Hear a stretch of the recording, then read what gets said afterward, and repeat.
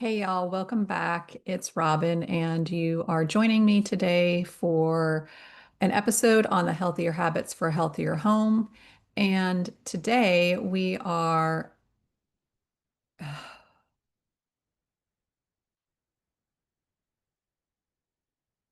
hey y'all, welcome back to today's episode on the Healthy Habits for a Healthier Home podcast. I'm Robin, your podcast host, and I'm so excited that you're here today.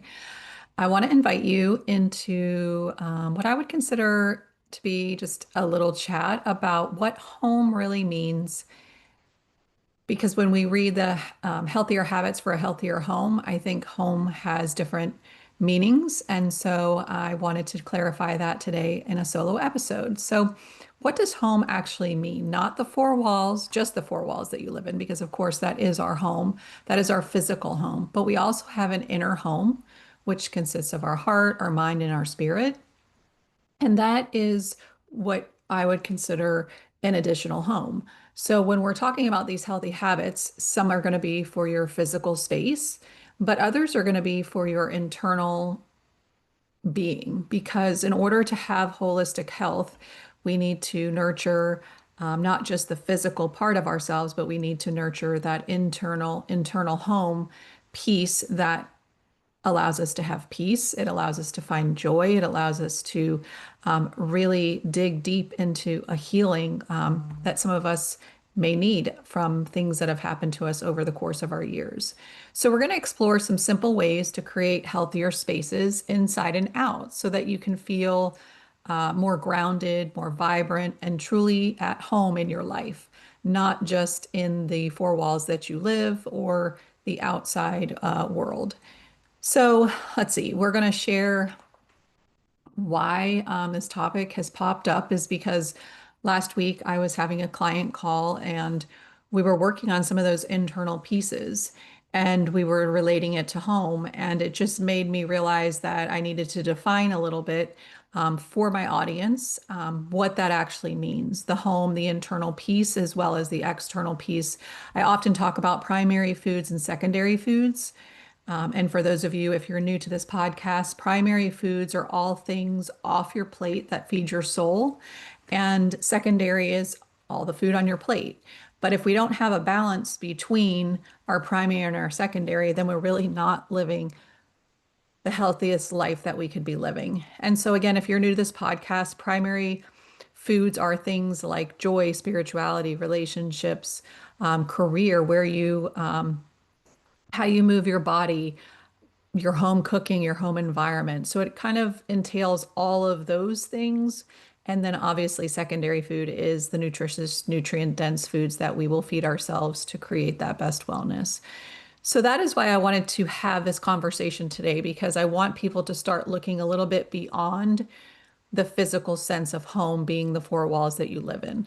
So, again, we're going to talk about physical, spiritual, and emotional, and how we can build some healthy habits in each of those that will make us feel better, that will help us to live a lighter, more fulfilled life where we can actually thrive. So let's get started. We're going to start with the physical home because I think most people, when they read the title of the podcast, Healthier Habits for a Healthier Home, you're going to think of that physical space as first. And so that is the actual living space. That is the home that you create for yourself, the air, the water, the products, the environment, how you have your home set up. And why you're thinking, why does this matter? Well, first and foremost, toxins and clutter definitely can weigh us down. A healthier home can mean less inflammation for our bodies, fewer headaches. It can also promote more energy and even a happier mood. So when we have a foundation within our home that is, organized and provides us a sense of peace, that brings our mood to a different state. If you ever have had a cluttered closet, recently, I needed to clean out my closet and I just kept avoiding it. And one day I was like, every time you walk in here to grab your workout clothes, you're literally walking in and turning around and leaving immediately because it just feels ugh when I'm in there. And so I was just like, that's enough. And so I cleaned it out and I have to say that it was well overdue, but after I did it, it felt so much better. And now I enjoy going in my closet. I have a different vibe when I go in there. I feel differently. So, those are just a few examples of how our moods can change when our environment matches up. So, a couple of different things that I wanted you to be able to take away today were just a few tangible items that you might want to try on. So, the first one would be opening your windows or your screen doors or your doors if you have a screen to let some fresh air in. 10 minutes can make a huge difference to get that air circulation and airflow. I live in Florida, depending on where you live, in their summertime or pretty much year round, it's hot. And then we're closed in our homes and we have the AC going, but that's there's no fresh air that kind of comes in. So opening your windows and your doors, every once in a while when you won't sweat to death, is really good for the air in your home. That brings me to another thing, which is making sure that the quality of your air in your home is good. That is, having your AC units cleaned once a year, twice a year, just making sure that those units are not full of mold and things that could be potentially being pushed into your home. The second thing is getting a quality air filter. It's super simple. And I know you're thinking, what's the big deal? But it's really, really impactful. I've learned a lot about water this year and what is in our water, and it's kind of frightening. Here in Florida, we did ban fluoride. So that was turned off, I think, a week ago. So that will no longer be flowing through our water, but we still have antibiotics, pesticides, other contaminants that are not good for us. And so I want you just to imagine how much water you use per day. If you drink, what you're supposed to or would be good for you. I'm drinking 100 ounces, 75 to 100 ounces of water, depending on, the day. I'm showering, I'm brushing my teeth, I'm washing my face, I'm washing the dishes and my clothes. If you really think about how much water you actually use, getting a good quality air filter is something that we don't think about, but I think is a really good first step to cleaning the physical environment of your home. And I always say, think about the things you use most often, and those are the things you want to tackle first. So again, water being one that I think we dismiss a lot is something that we should take a look at. Next, we could really, I know I talk about this a lot, but switching to, fragrance-free or naturally scented cleaners and laundry products really does add up and make a big difference for your air quality in your home. I love Branch Basics, Molly Suds, Force of Nature, and then creating just things on your own. It's not as hard as we think. We have Pinterest now. We can look for all different kinds of recipes. I really kind of got into that during the COVID years when we were kind of at home more. And I really realized that it's not that difficult. So creating something on your own might be on your to-do list, but if not, the cool thing, Branch Basics is now at Target, so you don't have to order online, which for me, I know is good when I'm running low and I forget to order. I can just run there now and I love it. But I still like to order online because I don't know, I don't really love to go shopping anymore that much. Okay, the next thing. This is super simple. We used to do it when the kids were little. It's just a 5-minute pickup at night. But I still do it, even though I don't have kids at home anymore, because for me, clearing out that energy at night so that I can wake up with a fresh kitchen where it's inviting and not cluttered with dishes and piles of junk, for me, just really starts my day off, in a good place. And then lastly, I want to talk about bringing some plants into your space. The quality of your air can be cleaned with some simple plants. And it really does. Also, they're just really pretty. They lift your spirits. But they really are good for your environment. Some of the easy air purifying plants that I have that I don't kill. Number one is the snake plant. I feel like that's almost impossible to kill. I think I might have killed one in my time of having plants, so that's pretty good. And it even tolerates low light. We do have them in our bedroom. It is great for bedroom because it releases oxygen at night. Spider plants, they excuse me. So spider plants is a second plant, and what they do is they remove carbon monoxide from our air, and I think that's super important. They're also cute and super, super easy to take care of. A peace lily is another one. It creates these little tiny white flowers, but it what the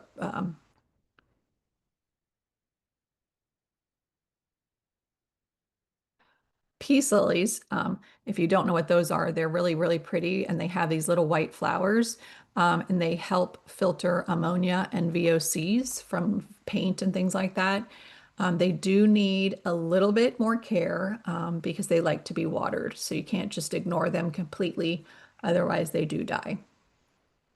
There's a new plant that I was introduced to called the ZZ plant. They're super hardy. They thrive on neglect. They don't care if they're not talked to. They don't care if you forget to water them that week.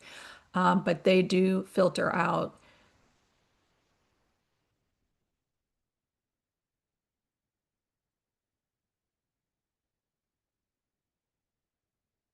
And lastly, an aloe vera plant. It cleans the air, and you can also use the gel for your skin. It loves bright light, but it can be indirect light. Like it doesn't have to be sitting in the sun. I have these on my porch, and they're like out of control. So I looked up a recipe where you can actually make aloe vera gel to drink, but look up the recipe. Don't just do it on your own. But I've also made them into like little ice cubes and things like that. So there's different things that you can do with that plant. So getting a couple plants, even putting them together in little clumps, really creates an environment where they all thrive and they'll be able to clean your air more efficiently. And lastly, taking off your shoes at the door. This is something we never really did growing up, but when we moved to Michigan, because of the snow and the sleet and the dirtiness outside, we would always, we had a mud room, and so we got in the habit of taking our shoes off. And I've kind of carried that forward through most of our life. I'm not neurotic where when we have company over, I make everybody take their shoes off. However, if you actually thought about really what the shoes bring in the house, it's kind of gross, especially when you have little ones crawling on the floor, walking on the floor, dropping something on the floor, picking it up. And, my kids have that like 5-second rule. And it's just like, no, that's so gross. So some of the things that you might not think about that our shoes can bring into our house are pesticides and lawn chemicals. So if you've walked across somebody's lawn to get home, you could potentially have that. Gasoline and oil residue from parking lots, gas stations, dirt, mud, and of course, dust. Bacteria from sidewalks, parks, and public bathrooms. Animal waste particles. Yes, so that's so gross. But even if you don't see it on the sidewalk or in an area where you're walking, there is still those little particles that could get picked up by your shoes. Mold spores and pollen that can also affect somebody if they have allergies. It can trigger it. So there's really nothing great that comes in with your shoes. Again, do you have to be neurotic? No, but maybe just for your household, you have that rule. So just something to think about. So just recapping really quick on the physical part, we're talking just about the water, the air, and we talked about, making sure that we get our air conditioning serviced, making sure that we open our doors and our windows sometimes, looking for those quality air filters that will actually filter out the things that we do not want in our water. And I did a whole little thing on this. I can put it in the show notes so that you guys can see some of the water filters that actually do what they're supposed to do. Switching to that fragrance-free or naturally scented cleaners and laundry products really helps with the air in your house, doing that quick pickup, and then adding plants to also help the air. So those are just a couple of things, and obviously taking your shoes off. Those are a few things, maybe pick one or two and try them on and see how it feels. Because again, this is about our physical space that we are trying to create some healthier habits. We're going to move on now to that internal home piece, which is the emotional and the spiritual side. So this is your body when we're thinking about the internal home. This is your mind and the thoughts that you have and your spirit, which all of that together is your particular temple. And so, how we treat that home, right? How we care for that inner home really is a reflection on the outside of how you behave, how you serve, how you act, the thoughts you have. So, it matters because, we carry our inner home with us everywhere we go. So if our thoughts are not aligned or serving, if our beliefs or our nervous systems are cluttered or toxic, it ripples out into other things that you do in your life. And so, healing here, like this internal version of ourselves, the internal home, it's lifelong. It's not something that we just do one time and then it's done. So it's about creating safety for ourselves. It's about creating self-love. It's about creating peace within. And that is an ongoing healing, lifelong journey. Again, I'm not 100 years old, but I am in my 50s, and I can certainly say it's an evolution as you grow and experience and gain wisdom. So today, just for today's podcast, we're just going to talk about a couple of those 1% shifts that we can do to create healthier habits for our internal home. The first one is really staying focused on what is good in your life, what brings you peace, what brings you joy, because all of those things, and not that everybody's life is always all of these things, but when we choose to focus on that rather than the challenges that we are going to go through and that we are going through, it helps to rewire our brain, which can help to reduce our cortisol levels. And honestly, who doesn't want that?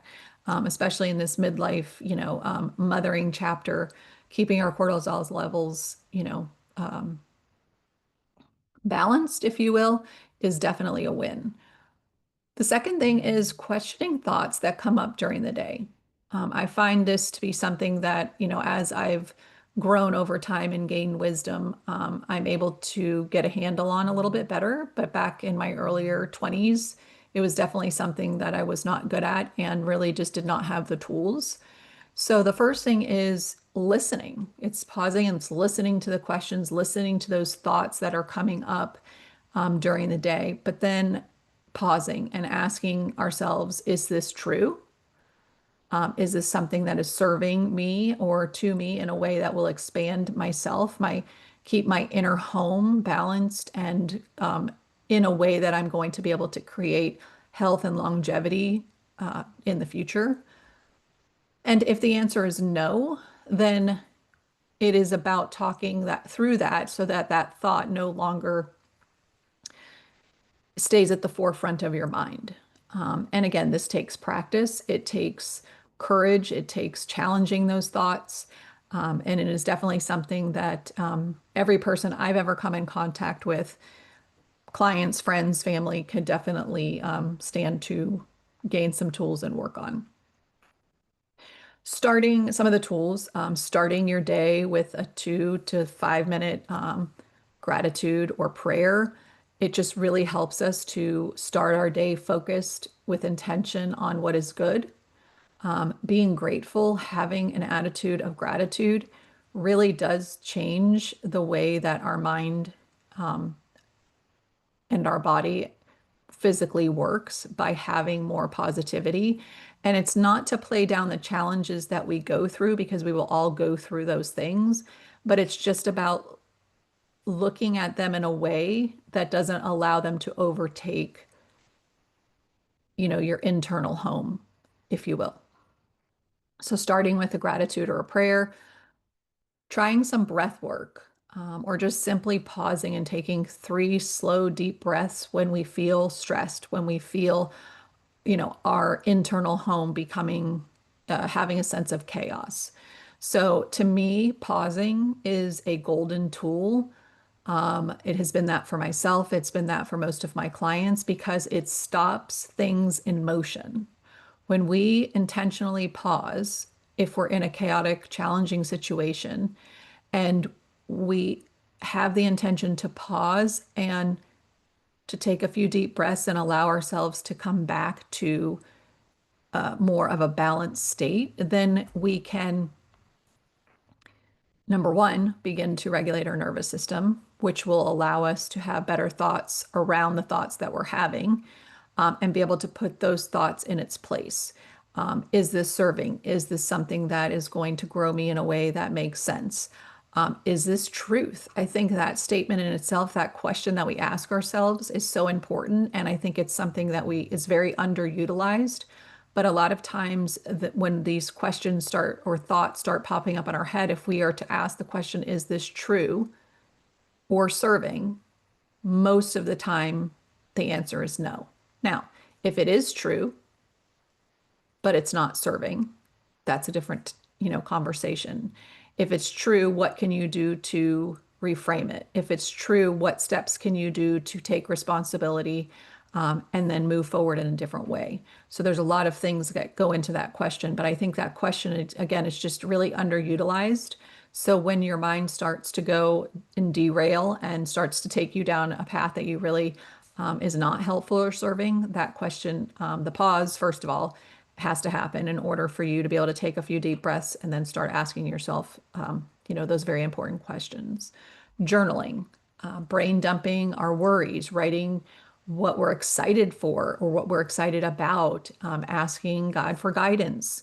I think journaling is another very underutilized tool because we have this perfectionism that comes within us that our journals have to be perfect, that they have to look a certain way, that they have to have all these fancy markers and stickers. And I just want to say brain dumping is not that. That type of journaling has its place and it's really good for creativeness and things like that. But brain dumping is just sitting down and writing whatever comes to your mind.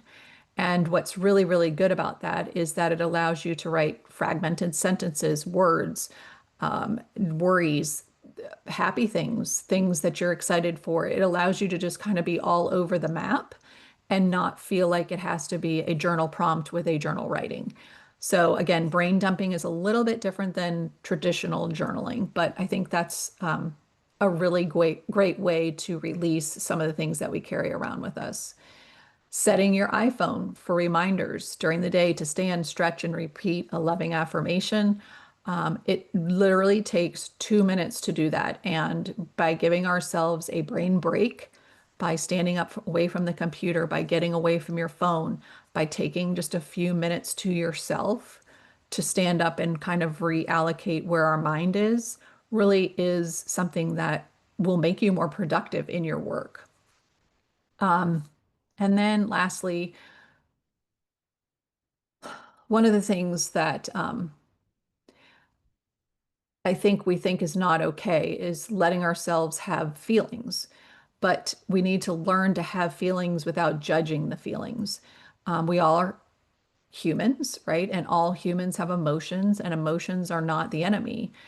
We need to recognize that we have emotions because we are a human being with and people have different emotions, right? More people, some people are more emotional than other people, but your emotions are your own. So feel through those things, right? Allow yourself to feel the feelings without judgment, without saying that you're less than because you have more feelings than the next person, or you have deeper feelings, or you hold on to feelings, or, and everybody is created individually. So we're going to have different experiences, but feeling through it, but then pausing and reminding ourselves that we don't have to live there. So we can have an emotion, but we can also take our power back to have the ability, we do have the ability and the capability, to reframe and make those 1% shifts to change the view of the emotion.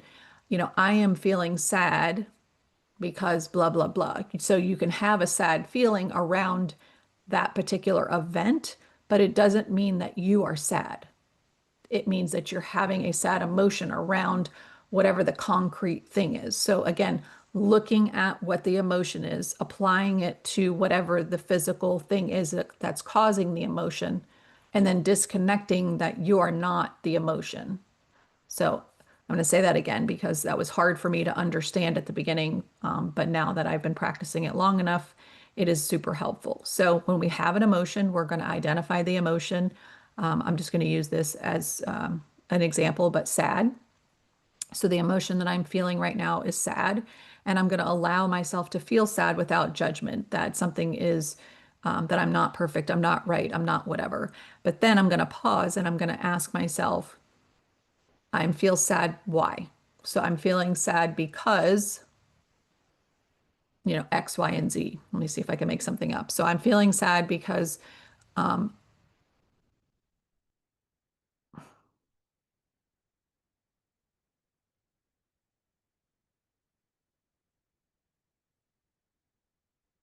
okay, so here's an example. I'm feeling sad because,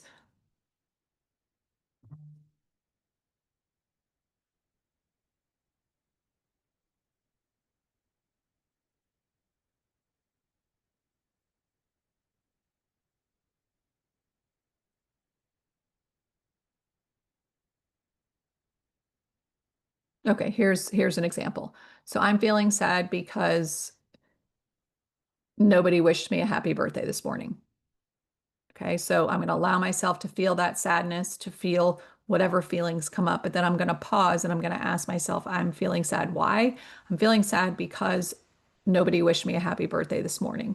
And then I can look at that situation a little bit differently and remove myself. I am not sad. I'm sad about the situation. I'm sad that nobody said happy birthday.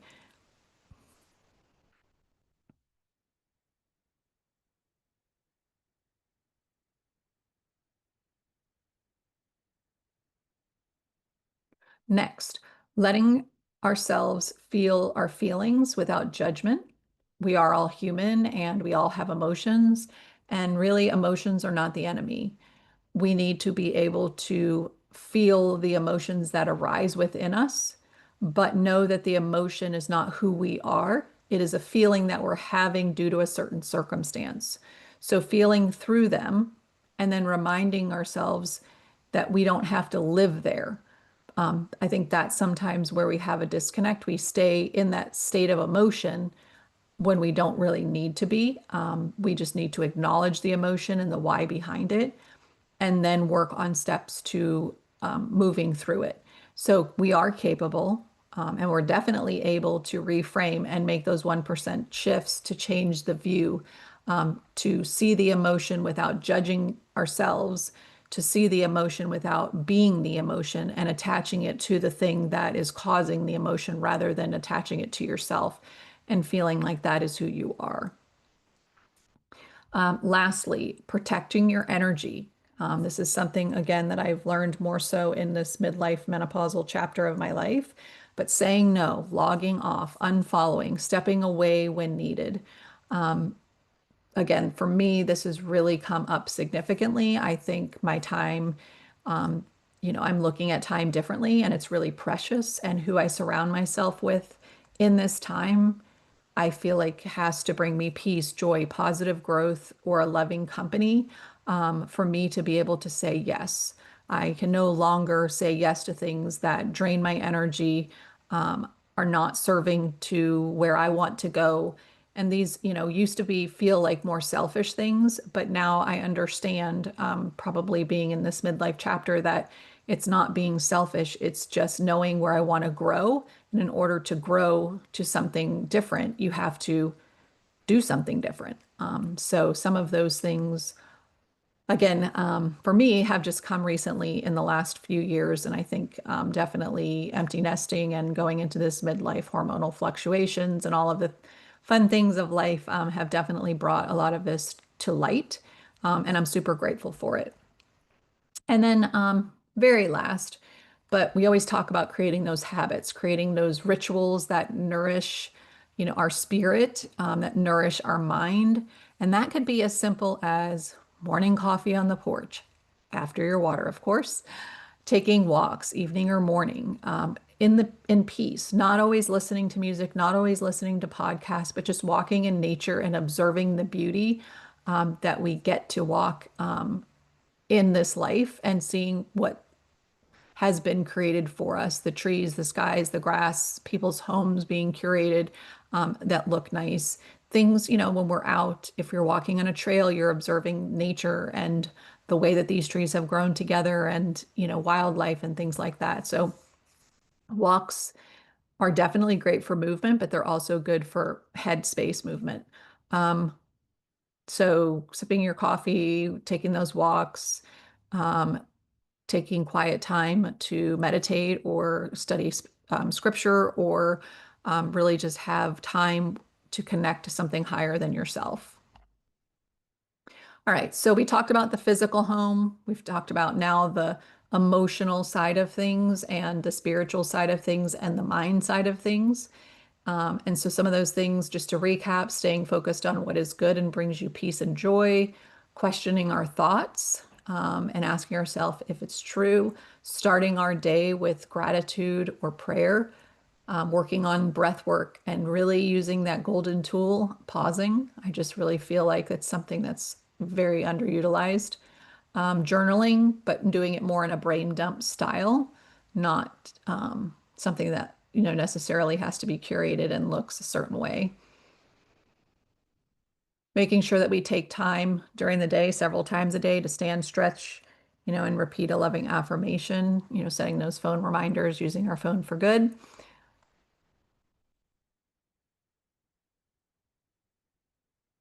And then making sure we let ourselves feel those feelings without judgment, I think is super important. And protecting our energy, of course. And then, like I said, creating those routines and those rituals that incorporate all of those things will really help us to nourish that home that lives within inside of us, that lives inside of us.